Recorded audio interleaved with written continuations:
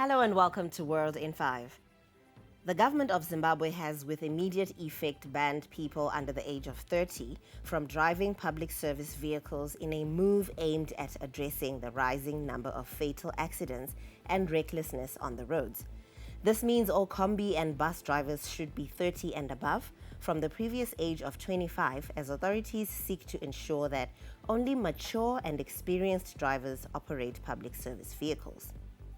This development comes as Zimbabwe records over 2,000 road traffic-related deaths annually, with negligent driving identified as a leading cause. In a government gazette published on Friday, Transport and Infrastructural Development Minister Felix Mona confirmed the new regulations, which state that drivers must have a minimum of 5 years' experience to qualify to operate public service vehicles.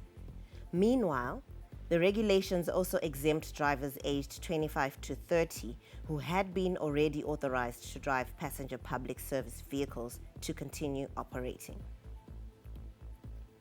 We now spotlight the Ministry of Agriculture's transition from analog to digital. Agri-Tech's officers have been equipped with tablets, an initiative that will revolutionize data collection and enhance productivity, empowering farmers and modernizing agriculture.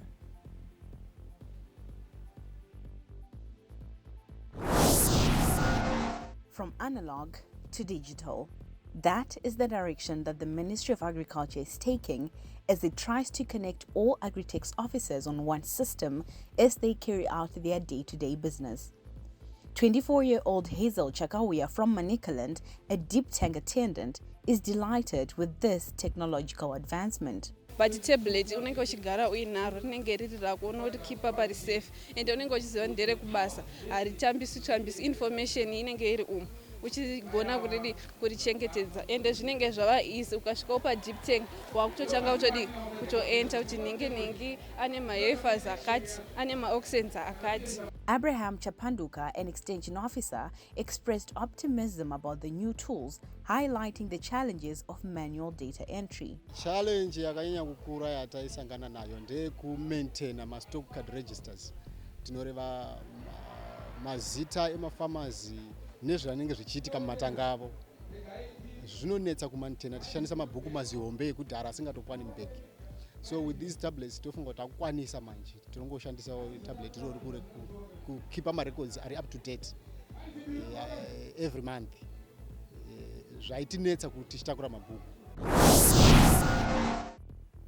The government has announced a raft of new measures to rein in the country's increasingly informal economy that is threatening the survival of formal businesses, Finance Minister Mthuli Ncube has said. The measures, which come amid concerns over tax evasion and market distortions, were unveiled following a high-level economic session with captains of industry. In a statement on Friday, Minister Ncube said the growing informalization in the retail and wholesale sector measures were aimed at bringing a level playing field. With formal retailers and wholesalers struggling against a flood of unregistered competitors, Professor Ncube has made it clear that the government is taking stronger action to address the situation. Among the most significant policy interventions is the mandatory use of point-of-sale machines by all informal traders, meant to ensure transactions are recorded and taxes are collected, in the process closing loopholes that have allowed businesses to operate outside the formal system.